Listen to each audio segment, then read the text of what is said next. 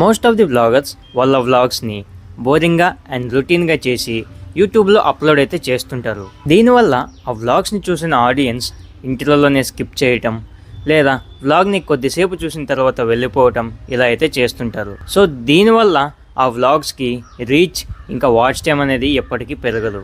So ఇక మొత్తానికి మీరు ఎంతో కష్టపడి చేసిన వ్లాగ్ వేస్ట్ అయిపోతుంది. మరి దీనికి సొల్యూషనే లేదా అంటే ఉంది, వ్లాగ్స్ని మూవీస్లా చూపించడం. చాలామంది అంటారు ఇది పాసిబులేనా అని. ఎస్, 100% పాసిబులే.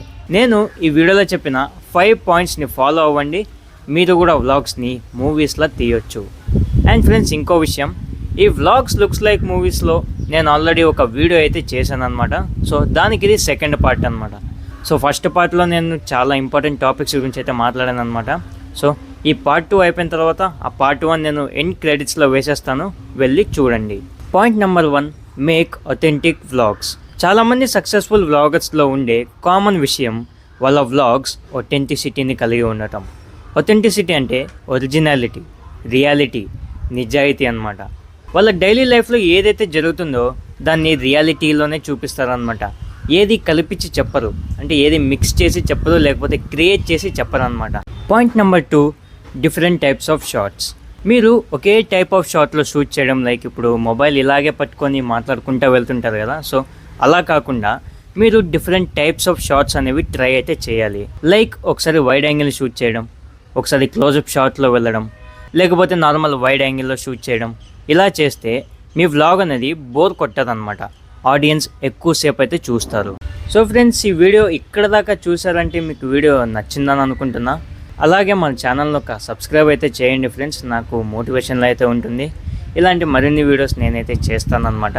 అండ్ ఇంకో విషయం, ఈ వీడియో లాస్ట్లో నేను ఈ 5 పాయింట్స్ని యూజ్ చేసి ఒక మినీ వ్లాగ్ అయితే క్రియేట్ చేశాను అనమాట. సో ఈ వీడియో లాస్ట్లో నేను దాన్ని అయితే డిస్ప్లే చేస్తాను. సో ఆ వ్లాగ్ని చూసి నాకు కామెంట్స్లో చెప్పండి ఎలా అనిపించిందో.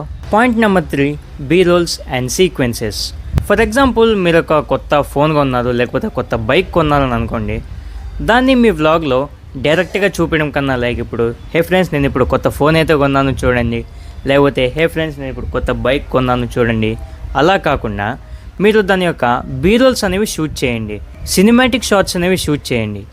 దాన్ని ఒక సీక్వెన్స్లా క్రియేట్ చేసి మీ వ్లాగ్లో ప్లేస్ చేయండి.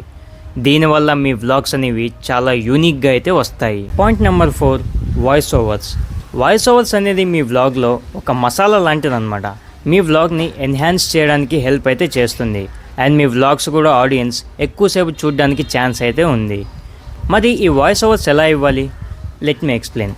మీ వాయిస్ ఓవర్ అనేది మీరు మీ వ్లాగ్లో ఏం చేస్తున్నారో దాన్ని ఎక్స్ప్లెయిన్ చేస్తూ కొంచెం ఫన్ వేలో, లేకపోతే కొంచెం మోటివేషన్ వేలో చెప్తూ కొన్ని రియల్ లైఫ్ ఎగ్జాంపుల్స్ లేకపోతే కొటేషన్స్ అనేవి యాడ్ అయితే చేయాలన్నమాట మీ వాయిస్ ఓవర్స్లో. అండ్ మీకు ఇది చెప్తే కొంచెమే అర్థమవుతుంది ఫ్రెండ్స్, మీరు ఎగ్జాంపుల్ చూస్తే ఇంకా బాగా అర్థమవుతుంది అనమాట. సో ఈ వీడియో లాస్ట్లో నేను ఒక వ్లాగ్ అయితే చేశానని చెప్పాను కదా, సో ఆ వ్లాగ్ని అయితే చూడండి, అందులో మీకు చాలా క్లియర్గా అర్థమైతే అవుతుంది. ఇంకా మన లాస్ట్ టాపిక్, 5th టాపిక్ వచ్చేసి మ్యూజిక్. మ్యూజిక్ అనేది చాలా ఇంపార్టెంట్ ఫ్రెండ్స్. పప్పులో ఉప్పు లేకపోతే ఎలా ఉంటుందో మీ వ్లాగ్లో మ్యూజిక్ లేకపోతే అలా ఉంటుందన్నమాట. సో ఒకసారి ఊహించుకోండి, పప్పులో ఉప్పు లేకపోతే ఎలా ఉంటుందో, దరిద్రంగా ఉంటుంది కదా. సో ఫ్రెండ్స్, జోక్స్ని పక్కన పెట్టేస్తే మ్యూజిక్ అనేది మీ వ్లాగ్ యొక్క మూడ్ని సెట్ చేస్తుందన్నమాట. సో దీని గురించి ఇంకా డీటెయిల్గా తెలుసుకోవాలనుకుంటే మీరు vlogs looks like movies first part అయితే ఖచ్చితంగా చూడాలి. దానిలో మ్యూజిక్ గురించి ఇన్డెప్త్గా అయితే నేను ఎక్స్ప్లెయిన్ అయితే చేశాను.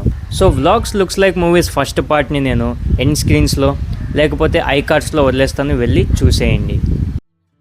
సండే మొత్తం ఎంజాయ్ చేసి మండే సడన్గా కాలేజీకి పోమంటే ఎలా ఉంటుందో చెప్పండి. కానీ వెళ్ళక తప్పదుగా.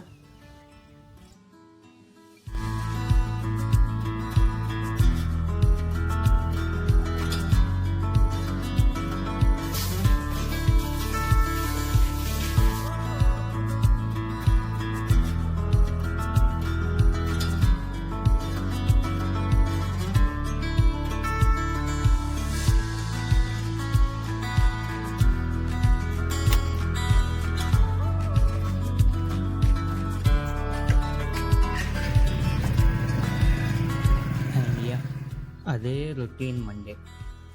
రెడీ అయ్యి కాలేజీకి వెళ్ళాను. ఇంకా కాలేజ్ అయిపోయింది, బండి ఎక్కేసి నేనైతే ఇంటికి వచ్చేసా.